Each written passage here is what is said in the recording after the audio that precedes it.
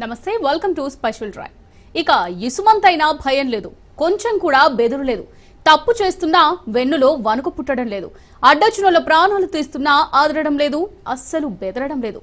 దర్జాగా ఇసుక దందా నడిపిస్తున్నారు. ఏపీలో ఇసుకేస్తే రాలనంతగా శాండ్ మాఫియా అక్రమాలు సాగుతున్నాయి. కఠిన చర్యలు తప్పవని పాలకులు హెచ్చరించినా అక్రమార్కులు ఖాతరు చేయడం లేదు. కళ్ళెదుటే లారీల కొద్దీ ఇసుక తరలిపోతున్నా ఇటు అధికారులు గాని అటు పోలీసులు గాని పట్టించుకోవడం లేదు. మాఫియా మాయాజాలంతో నాణ్యమైన ఇసుక సరిహద్దులు దాటుతోంది. ఒకప్పుడు ఇసుక మాఫియాపై పోరాటం చేసిన తమ్ముళ్లే ఇప్పుడు సౌండ్ మాఫియా వెనుకుండి శాండ్ మాఫియా వెనుకుండి కోట్లు సంపాదిస్తున్నారు. దీంతో ప్రజా గొంతుగా రాజ్ న్యూస్ ఇసుకాసురులపై నిఘా పెట్టింది. రాష్ట్ర వ్యాప్తంగా ఇసుక తోడేళ్లను పట్టుకునే ప్రయత్నం చేసింది. ఇసుక తోడేళ్లపై ఇవాల్టి రాజ్ న్యూస్ స్పెషల్ డ్రైవ్.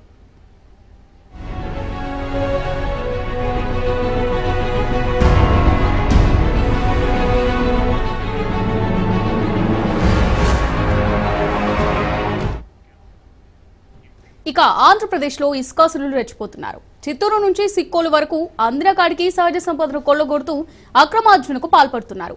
వాగులు, వంకలు, నదుల నుంచి నిత్యం ఇసుకను తోడేస్తూనే ఉన్నారు.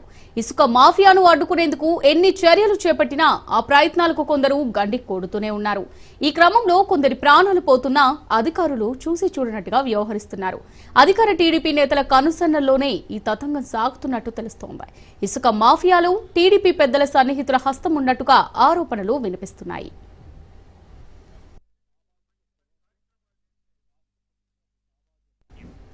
ఇసుక మాఫియా రెచ్చిపోతోంది. వాల్టా చట్టాల ఊసే మరిచి భూగర్భ జలాలను మటుమాయం చేస్తోంది. వాగులను ఇసుకాసురులు తోడేస్తున్నారు. భవిష్యత్ తరాలకేమో గానీ వర్తమానంలోనే కష్టాలు తప్పేలా లేవు. ఇసుక మాఫియా ప్రజలను తీవ్ర ఇబ్బందులకు గురిచేస్తోంది.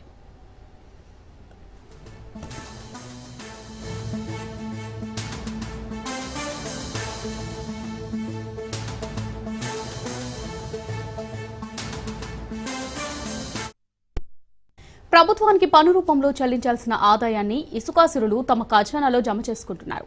కళ్ల ముందే అక్రమ దందా కనిపిస్తున్నప్పటికీ సంబంధిత భూగర్భ శాఖ, పోలీస్, రెవెన్యూ విభాగాలు తమకేం పట్టిందిలే అన్నట్టుగా వ్యవహరిస్తున్నాయి.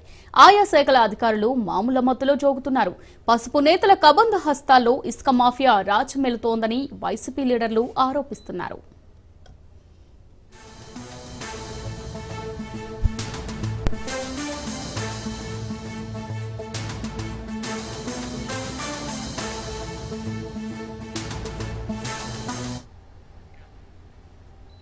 ఇక ఇసుక దందా 3 ట్రాక్టర్లు 6 లారీలు అన్న చందంగా కొనసాగుతోంది. సహజ వనరులు యథేచ్ఛగా